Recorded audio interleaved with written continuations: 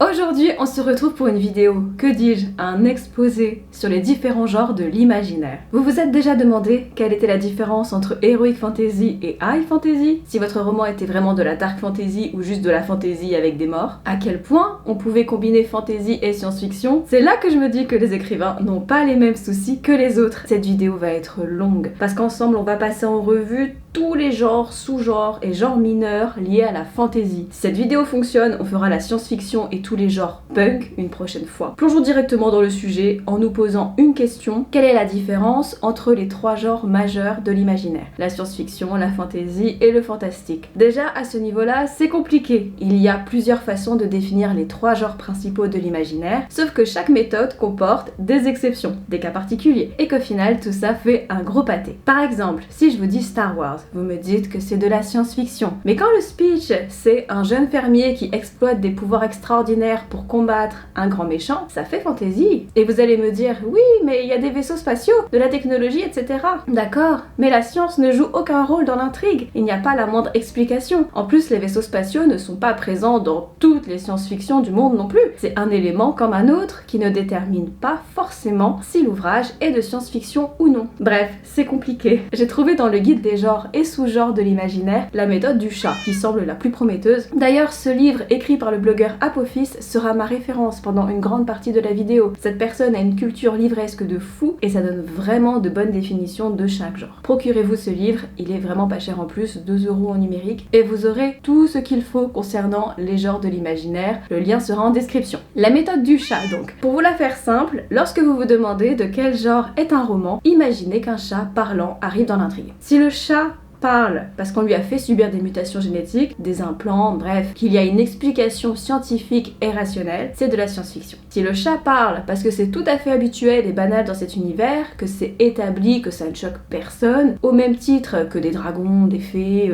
ou je ne sais quoi, c'est de la fantasy. Et si un chat se met à parler sans explication rationnelle, sans qu'il y ait de science derrière tout cela, et que ce n'est absolument pas normal pour qui que ce soit dans cet univers, alors c'est du fantastique. Je le dis tout de suite, ce système de classement via le chat a des faiblesses. Les écrivains sont tellement créatifs que forcément il y en a qui frôlent toutes les catégories, mais ça me semble plutôt pas mal pour poser des bases. Et donc, si vous avez bien compris, quand je demande dans quel genre se trouve Harry Potter, vous allez me dire de la fantasy. Et oui, ce n'est absolument pas du fantastique. Certes, les moldus sont pas au courant de l'existence des sorciers pour la plupart, mais dans le monde des sorciers, il serait parfaitement normal qu'un chat parle ou qu'un dragon existe. Donc, c'est de la fantasy. Ce n'est pas parce qu'une histoire se déroule dans notre monde que c'est forcément du fantastique. Le fantastique, c'est la confrontation d'un individu cartésien, rationnel, à des forces étranges, surnaturelles, inquiétantes et surtout inconnues par tous. Parfois, le lecteur s'interroge même, est-ce que ce qui se passe est vraiment du surnaturel ou est-ce qu'il y a une explication rationnelle? Ce qu'il faut retenir pour définir le fantastique, c'est le côté inhabituel qui choque les personnes qui y sont confrontées, qui peuvent leur faire peur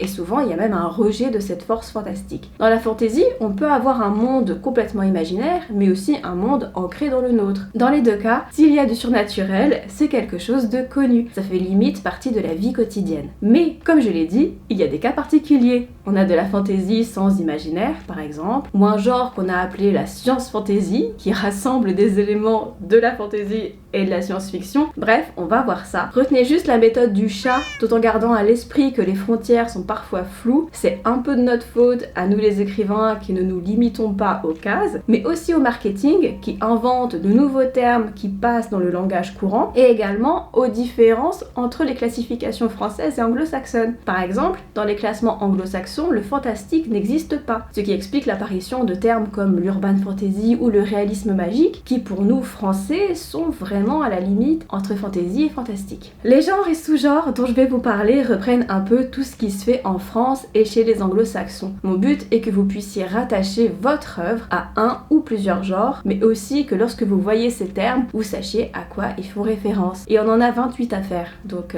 let's go. L'Heroic Fantasy et le Sword and Sorcery. Ouais, préparez-vous à mon anglais parce que ça va piquer. L'Heroic Fantasy est centré sur un héros qui a le plus souvent des capacités martiales, qui est solitaire et n'est motivé que par ses propres désirs et intérêts. C'est là une différence avec la high fantasy, où on voit plutôt un groupe qui essaie de sauver le royaume ou le monde. Dans l'heroic fantasy, l'enjeu de l'intrigue est personnel et terre à terre, tandis que dans la high fantasy, on dépasse les désirs individuels pour impacter à grande échelle. On verra ça juste après. Dans l'heroic fantasy, le protagoniste ne se fie à rien ni à personne, à part sa grosse épée qu'il active avec ses gros muscles. On retrouve de la violence, parfois même il s'agit d'une véritable ode à la destruction avec une soif de sang de la part du héros. Le héros qui est ultra fort et exerce un attrait irrésistible sur les autres, bien souvent sur les femmes, avec des personnages très stéréotypés. On a les femmes lascives ou au contraire les femmes tigresses à dompter. Parfois le héros voyage et combat avec un compagnon de longue date, mais jamais il ne s'embarque avec un groupe. Il est bien souvent stéréotypé et le monde dans lequel il évolue n'est pas autant développé que dans les grands cycles de high fantasy où on va retrouver des langues étrangères, des poèmes, un historique qui remonte à des milliers d'années, etc. En tout cas, c'est un monde viriliste qui est là pour mettre en exergue la force du protagoniste. Le Sword and Sorcery, c'est un peu la même chose, mais version magie. Soit le héros a des pouvoirs, soit il se sert de ses armes pour affronter presque exclusivement des créatures magiques. Si vous vous intéressez au genre, vous pouvez checker les ouvrages de Clark Ashton Smith, de David Gemmell ou de C.L. Moore. La high fantasy ou fantasy épique est l'opposé de ce qu'on vient de voir. On va suivre un groupe qui se bat pour le sort du monde, chacun démontrant des valeurs nobles. Souvent les intrigues sont assez énormes et prennent place dans des univers ultra construits où on retrouve une distinction entre les gentils et les méchants qui frôlent parfois le caricatural mais pas toujours. Là où on peut reprocher un manque de développement des personnages dans l'heroic fantasy, là on a des personnages mieux décrits et plus profonds. La violence n'est pas systématique, une vie est prise que si c'est nécessaire et en tout cas il n'y a pas de plaisir à tuer. Aussi dans la high fantasy, on a une vraie notion d'élu, de destin, de prophétie. On y retrouve aussi des éléments quasi incontournables comme l'apprentissage du héros ou le vieux mentor qui va le guider. Et si là vous avez tout suivi, vous savez que Le Seigneur des Anneaux est bien évidemment de la high fantasy. Vous retrouvez également La Roue du Temps de Robert Jordan, Mage de bataille de Peter A. Flannery et bien d'autres évidemment. La low fantasy a été créée à la base en opposition à la high fantasy, afin de pouvoir différencier les œuvres dont l'univers est entièrement imaginaire et les œuvres où notre monde est présent. Un exemple sera plus parlant, Harry Potter, c'est de la low fantasy, puisque le monde des sorciers est compris dans le nôtre. Et Le Seigneur des Anneaux, c'est de la high fantasy, avec son univers propre. Après, tout le monde n'est pas d'accord. Apophis, par exemple, l'auteur du guide des genres et sous-genres de l'imaginaire, dit que la low fantasy n'a pas vraiment lieu d'être. Prenons exemple Harry Potter. Certes, on y voit notre monde à nous, mais il n'est pas tant important que ça. Les sorciers ont leur univers très fourni avec des contes, un historique dense, des traditions dans lequel va prendre place l'intrigue à chaque fois. La dark fantasy a été créée un peu en opposition face à la high fantasy, décidément. Et ses valeurs très manichéennes. Dans ce genre, on arrête de se faire affronter des gentils et des méchants et on prend soit des protagonistes qu'on classerait normalement comme méchants, soit on montre des personnages très nuancés, à la personnalité complexe, qui oscille toujours dans des nuances de gris. Dans la dark fantasy, le ton et l'ambiance sont très importants. On a un monde lugubre, pessimiste, violent, avec des éléments souvent horrifiques même. Les happy ends sont rares et les personnages peuvent se confronter à des situations horribles qui vont être explicitées en narration, comme le viol ou la torture. Vous avez comme lecture le cycle de la Compagnie Noire de Glenn Cook, le Trône de Fer de J.R.R. Martin, le cycle du Livre des Martyrs de Steven Erikson. Le grimdark, c'est une littérature de l'imaginaire réaliste, dans le sens où on n'est pas épargné au niveau du sang, où on emploie des mots comme foutre et merde. On a un univers violent, nihiliste, cruel. À la base, c'était employé dans un slogan de Warhammer 40 000, ceux qui connaissent. Puis, c'est passé dans la littérature où ça peut convenir soit des ouvrages de fantasy, soit de la SF. Certains pensent que c'est de la dark fantasy, en gros, mais avec un soupçon supplémentaire de violence et de dark. D'autres pensent que c'est simplement une appellation marketing pour les lecteurs, afin qu'ils se disent trop bien, ça a l'air hyper sombre. Moi, je trouve le nom hyper classe, et peut-être que vous aussi. Donc voilà, si vous écrivez de la fantasy bien dark, bien violente, c'est cadeau. Le Portal Fantasy et Crossworlds Fantasy. Faisons différemment. Je vais vous donner des noms d'œuvres et vous allez tout de suite voir de quoi je parle. Alice au Pays des Merveilles, Narnia, Le Magicien d'Oz. Le Portal Fantasy, c'est la coexistence de deux mondes, le nôtre et un autre de nature fantastique. Ça peut même être la coexistence de deux mondes fantastiques d'où on passerait de l'un à l'autre. Chaque univers n'a pas conscience de l'existence de l'autre, il n'y a pas d'explication donnée sur leur création, et finalement leur seul point de connexion va être le fameux portail, d'où est tiré le nom du sous-genre. Portail qui est bien évidemment magique et non pas scientifique. Là où on voit une différence entre le Portal Fantasy et le Crosswords Fantasy, c'est au niveau des protagonistes et de l'histoire. Dans le Portal Fantasy, n'importe qui peut emprunter le portail, il n'y a pas de notion d'élu unique, il n'y a pas non plus de grands combats entre le bien et le mal, de lumière contre les ténèbres, alors que dans le Crosswords Fantasy, on va retrouver forcément un élu et tout cet aspect de lutte entre le bien et le mal. L'Urban Fantasy, ça désigne des livres de fantasy qui prennent part à notre époque dans un cadre urbain.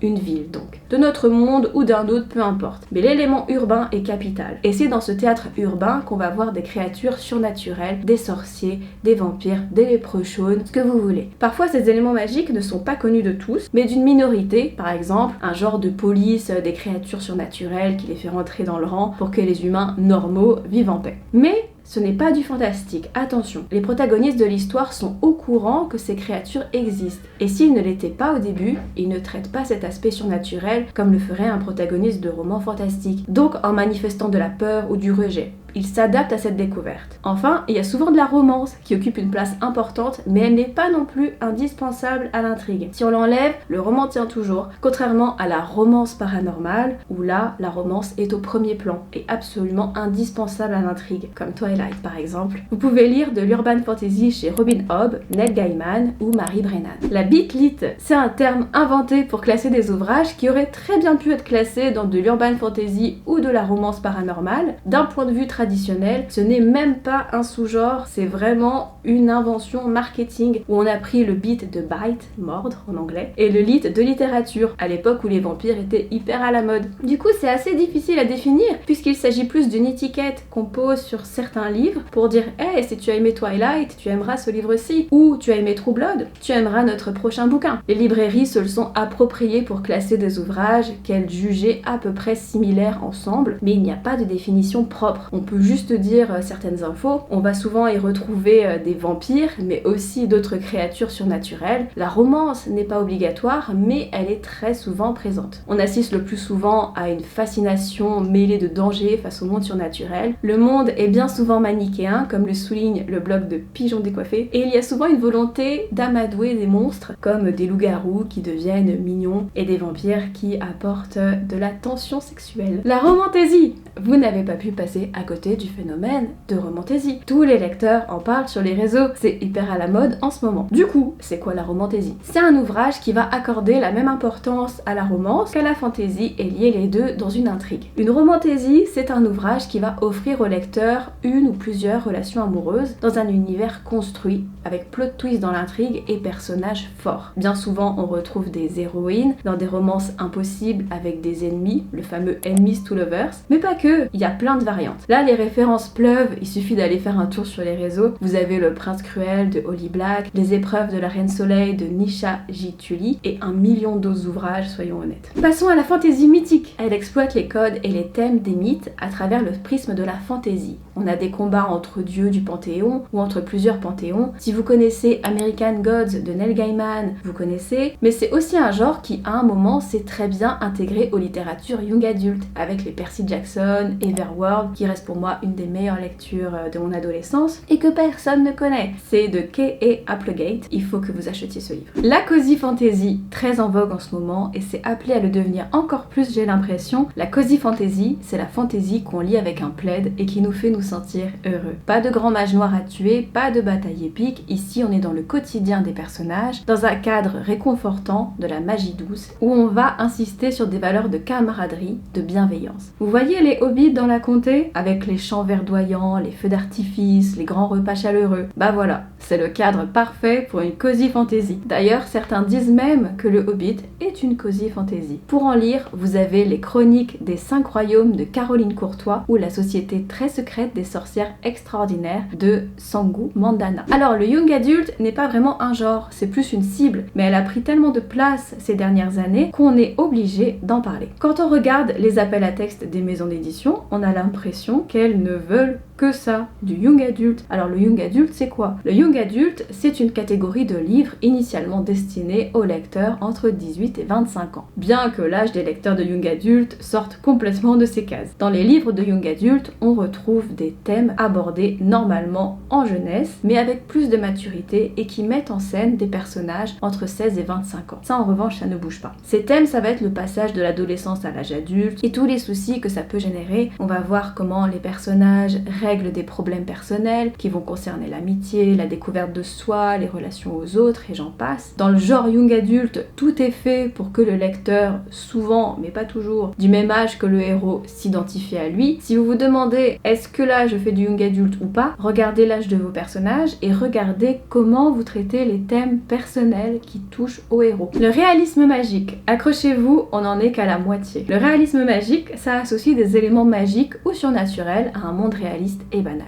Les éléments magiques ne sont pas expliqués et surtout pour le narrateur, c'est complètement normal. Il n'y a pas de choc quand on présente ça au lecteur. Rien d'extraordinaire n'a eu lieu, les éléments magiques sont vraiment présentés comme ordinaires. Vous avez par exemple l'ouvrage Ce qui nous lie de Samantha Bailly où les proches de chacun sont matérialisés par des fils rouges qui nous lient les uns aux autres et la protagoniste arrive à voir ces fameux fils. Le merveilleux est mis au même rang que le naturel via la narration et il est parfaitement intégré au monde du protagoniste. La fantasy politique. Il s'agit plus d'une thématique que d'un véritable sous-genre qui vient s'ajouter à des high fantasy ou des dark fantasy par exemple. Plutôt simple à comprendre, la fantasy politique, c'est tout simplement montrer les ficelles du pouvoir, les grandes manœuvres politiques, les complots, etc. Parfois on peut suivre des rebelles face à l'autorité en place aussi. Aussi, sachez que la fantasy politique a elle-même des sous-catégories, avec par exemple la court intrigue fantasy, qui comme son nom l'indique, se consacre aux énigmes à la cour. Vous retrouvez dans cette catégorie de fantasy politique le Trône de Fer évidemment, mais aussi la trilogie de l'Empire de Jenny Wirtz et Raymond E. Fist, et le cycle Le Prince du Néant de R. Scott Baker.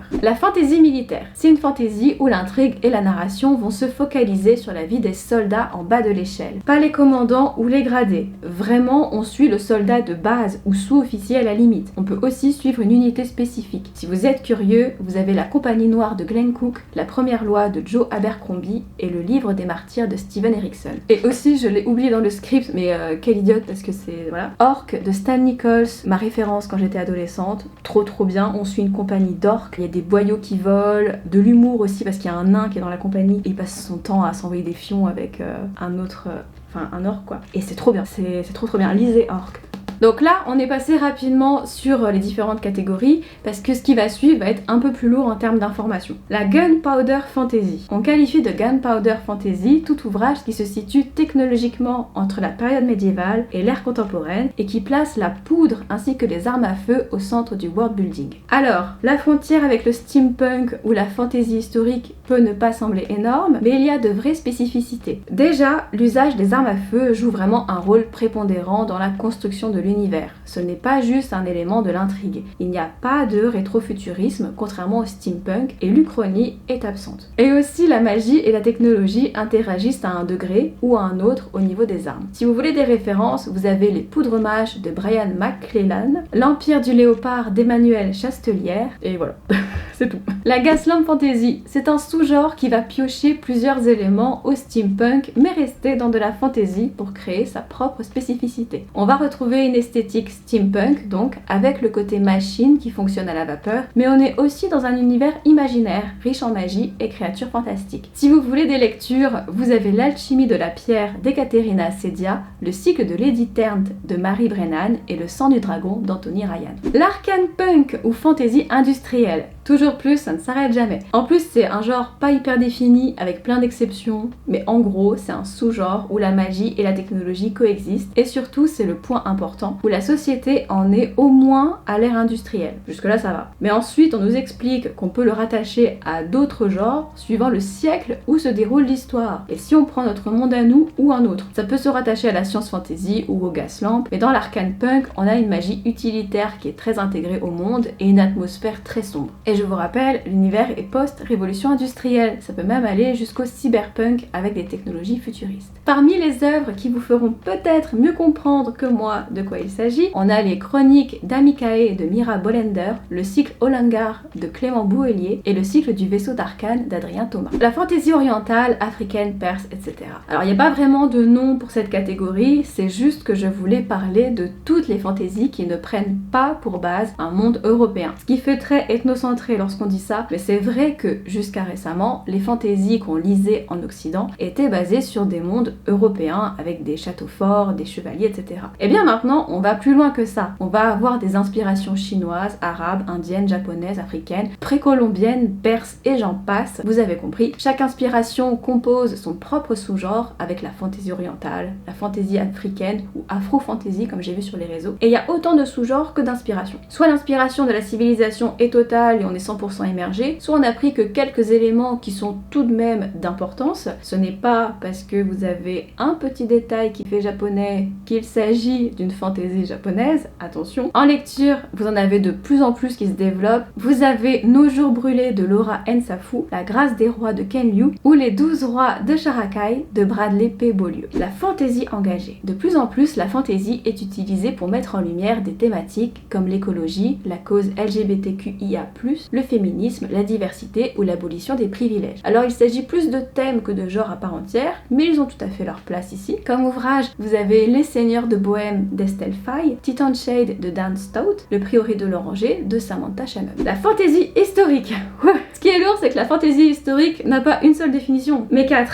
On a le cas où la fantaisie se passe dans le monde réel et où on mêle un cadre historique à des éléments surnaturels. La conclusion des événements décrits dans les livres d'histoire est la même que la nôtre, mais il y a eu des éléments magiques dans le déroulement. Ensuite, on a la fantaisie où ça se passe dans le monde réel, on a des éléments magiques, comme les dragons, mais le cours de l'histoire a été modifié. En France, on dirait que c'est de l'Uchronie fantasy, mais les anglo-saxons sont pas d'accord, donc voilà. Ensuite, on a la fantaisie qui se passe dans le monde imaginaire, mais qui est fortement inspirée par une période historique réelle. Et pour finir, on a la fantaisie qui se passe dans un monde imaginaire, mais qui se focalise sur un lieu ou une période très fortement inspirée de notre monde réel à nous, voire la réplique exacte. Et il paraît que l'écrivain de référence dans ce genre, c'est Guy Gabriel Kay, avec par exemple La chanson d'Arbonne ou Les lions d'Al-Rassan. La fantaisie criminelle. Si je vous dis voleur, assassin, criminel en général, vous l'avez. Dans ce genre de fantaisie, on va suivre un protagoniste ou une organisation de malfrats. C'est un genre qui a été ultra populaire pendant un temps avec les guildes de voleurs, d'assassins et j'en passe. Il n'y a pas tellement besoin de s'étendre là-dessus, je pense que c'est suffisamment clair. Pour les recommandations lecture, on sera sur du Mage de sang de Stephen Ariane, La Voix des ombres de Brent Weeks, et voilà,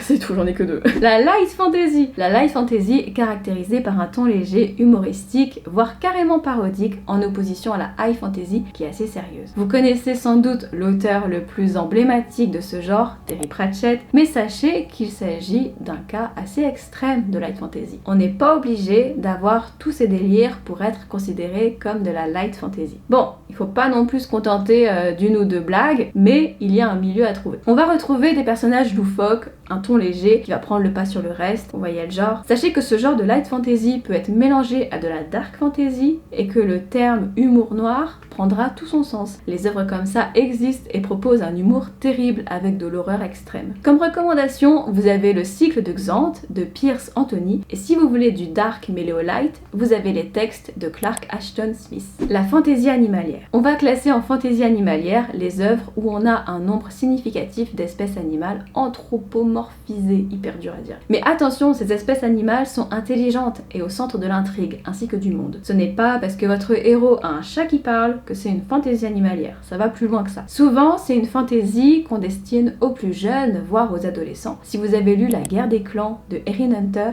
vous savez de quoi je parle. Mais il existe également des ouvrages plus matures et adaptés à un public plus âgé. La colonial fantasy, c'est une fantasy qui s'inspire de la période coloniale, donc à partir de 1412. On y dépeint soit un monde complètement imaginaire, soit inspiré du monde réel, soit carrément historique, et on reprend des éléments exacts de cette période. Et du coup, soit on se place du côté des colonisateurs, soit des colons. La plupart des ouvrages se basent sur les grandes conquêtes européennes, donc on parle Amérique, Afrique ou Asie, mais ce n'est pas obligatoire. On peut classer dans cette catégorie des ouvrages qui traitent d'autres colonisations dans le monde. Les thèmes tournent autour du colonialisme, de l'impérialisme, parfois de l'esclavagisme, et sont développés en profondeur dans les livres, ce qui amène une fantaisie qui nous fait réfléchir autant qu'elle essaie de nous divertir. Comme lecture, vous avez le cycle du soldat chaman de Robin Hobb ou les 1000 noms de Django Wexler. La fantaisie arthurienne, ouais, elle a son propre genre, et comme l'indique son nom, elle exploite les légendes du roi Arthur, de Merlin, Excalibur et tout ce qui tourne autour. Bon, c'est pas la peine d'y passer une heure non plus. Les ouvrages vont soit s'inspirer des légendes arthuriennes et proposer une réécriture fantastique, soit créer un monde et de nouveaux personnages qui n'auront pas le même nom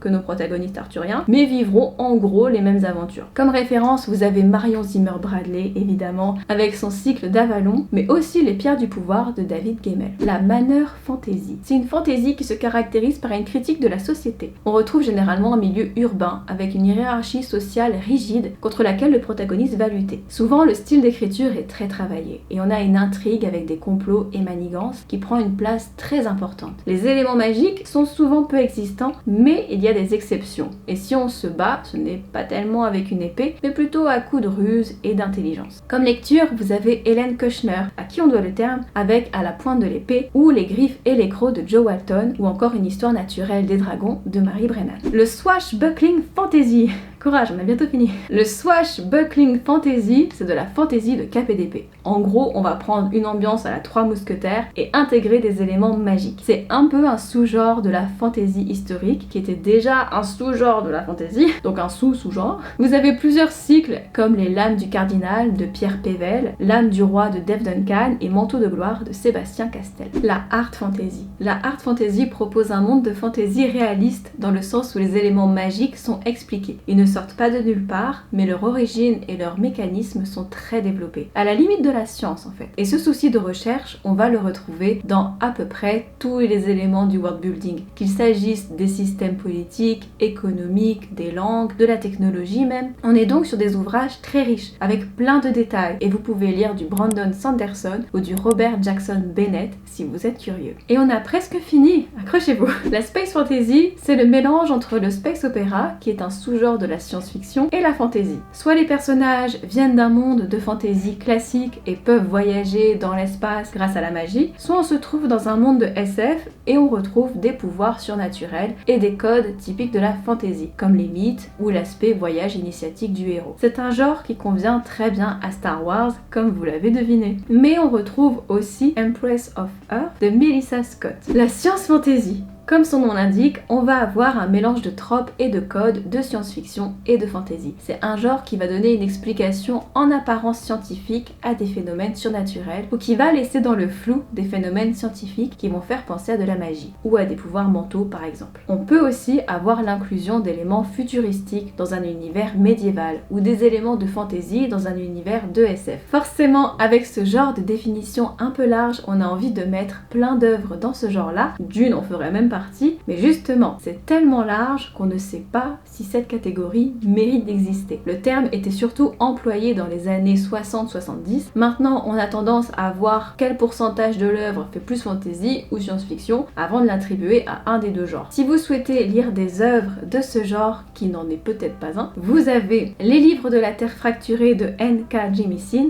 Opération Chaos de Poul Anderson, Waldo de Robert Heinlein. Voilà, c'est fini. Merci d'avoir regardé jusque-là. Bon, il en existe peut-être d'autres vont peut-être être créés, mais je pense qu'on a déjà pas mal de sous-genres différents. Si vous souhaitez qu'on passe en revue tous les sous-genres de la science-fiction, pensez à mettre un pouce en l'air. Écrivez bien. Bye!